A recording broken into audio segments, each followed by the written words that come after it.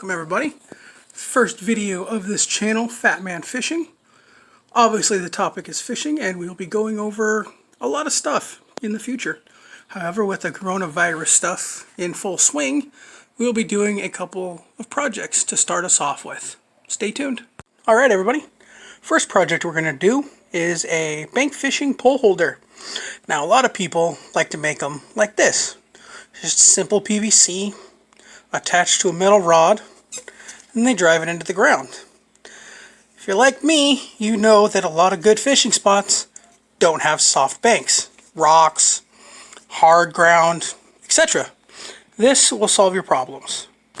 Necessities of this project: two 2-foot sections of 1 1/4 inch PVC pipe, one T-connector for 1 1/4 inch PVC pipe, and two 90-degree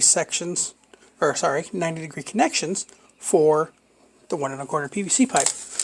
Now you can get this all at Home Depot for less than 15 bucks. Don't mind the soda there, so 17 minus 2, 15, close enough, right? For tools, you are obviously going to need a tape measure, a couple of screws, and if you're a DIY person like myself, you got a million of those around. So just make sure that your bit is slightly larger than the screw. And then of course you need your drill and something to cut your PVC pipe with. You can get PVC pipe cutters at Home Depot, but I didn't want to spend an extra $15 if I have the tool that I already have. So let's do it. Alright, let's get started. First thing you're going to need to do is cut your PVC pipe into the sections you want. First one will do the legs. Those are going to be cut into two 12-inch sections. Those will be the legs. Now the part that holds your rod, you're going to need another 12-inch section. And then to connect the T-connector with the 90-degree angles, you're going to need two 4-inch connections. This one you can just throw away or keep because you're a DIY guy and you're going to use it eventually, right? The piece is cut. Obviously, you're not going to get straight cuts with a Sawzall or a jigsaw. Perks of having a PVC cutter, but whatever, it'll work. So next, you want to take your 90-degree connections and use some of your black cement and connect these to these. One for each side. Got my two 90-degree connections glued into a 4-foot section. Forgot to mention that you want to glue one of your 12-footers to your T-connection like that. This will be the part that holds your rod. Now, a lot of people will probably be like, well, why don't you just glue everything together? Two reasons. I want to be able to take this apart and keep it into a small little, packable container-like thing. And I'm also going to make this adjustable. So when it's sitting on the bank, and your bank is not a flat surface, you can adjust the angle of your holder. So we want to put those 12-foot sections into the other ends of those 90 degrees, and then we're going to take this guy and connect it to each side of your legs. Be right back. That's what we should have. Now we're going to take the legs off again and drill a hole here and a hole here.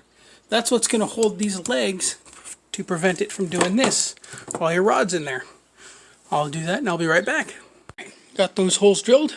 Now what we're going to do is take our drill and go through your connections.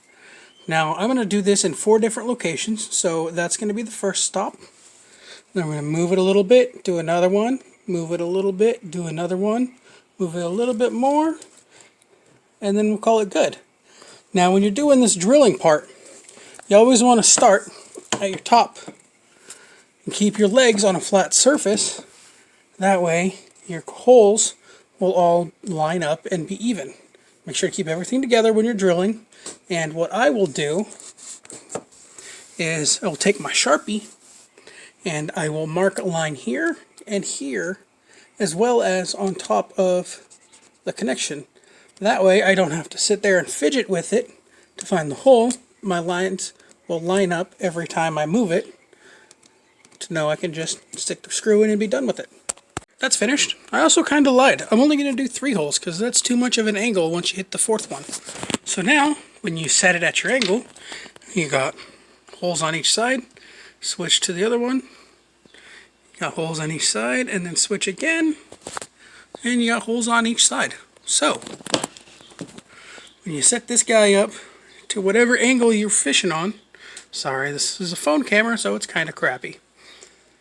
You just take your screws, stick them in the hole, set your rod in there, that ain't going anywhere.